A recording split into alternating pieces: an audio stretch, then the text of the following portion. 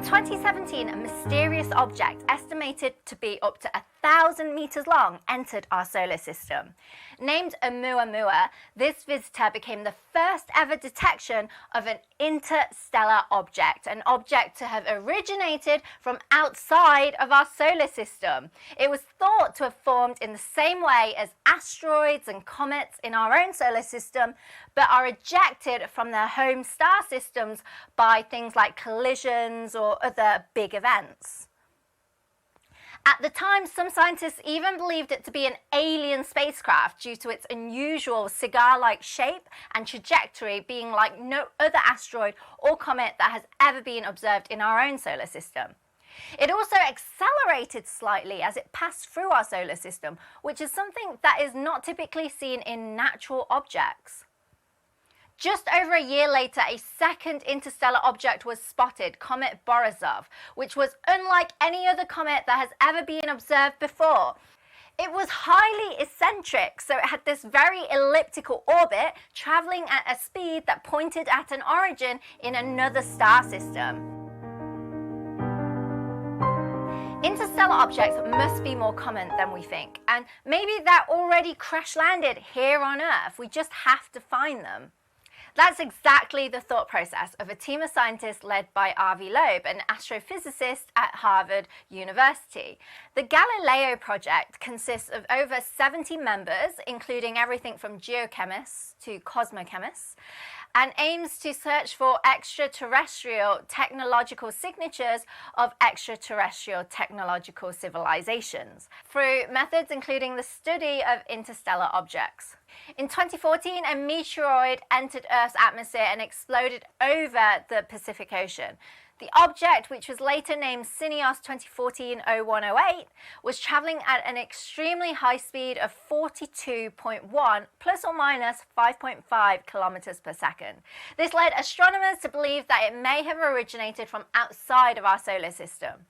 The US Department of Defense verified in a letter that the velocity estimate reported is sufficiently accurate to indicate an interstellar trajectory. They were 99.99999% certain. But only just recently, with some generous donation, Avi and his team have managed to track down the path of the object, which they call Interstellar Meteor 1, or IM1 for short.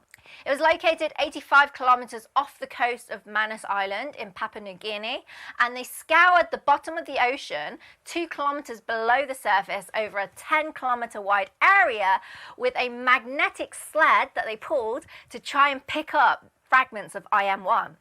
Unfortunately, they had no luck. The magnets kept coming back covered in black volcanic ash. And no surprise there really, because if the meteorite was down there, it's been over a decade. Whilst almost losing hope, they decided to sieve through this black volcanic ash.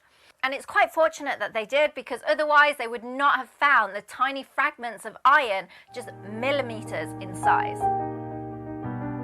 On analysis of these spherical fragments, it seems that they are about 90% iron, 10% magnesium and titanium. These fragments are way too small and have too much iron content to have come from any comet or asteroid.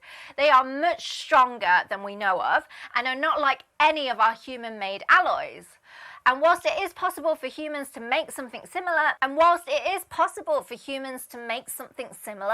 it would be extremely rare for them to do so, and even more so to be found at the bottom of the Pacific Ocean. The melting point of titanium is about 1,700 degrees Celsius, and magnesium about 1,000 degrees Celsius. So it's very unlikely that these spheres would have naturally formed either.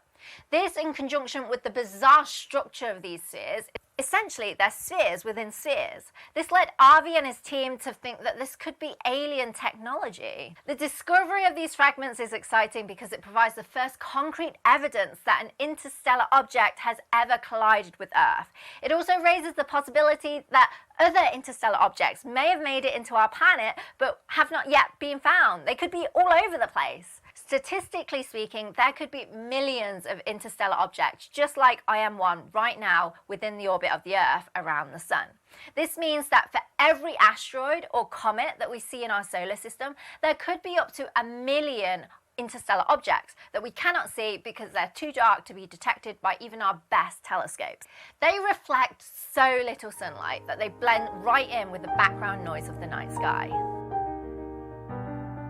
Despite the support by the US Space Command, not everyone is convinced that the meteoroid is even interstellar in origin. Some astronomers have published a paper stating that the government data must be wrong. And this is because their model for solar system rocks could not fit the government's data. The meteor speed must have been much smaller or could possibly not be made of iron at all. Further study of the fragments definitely is needed to confirm their interstellar origin and whether or not it is alien technology. However, the discovery of these fragments is a major step towards understanding of our universe and our place in it.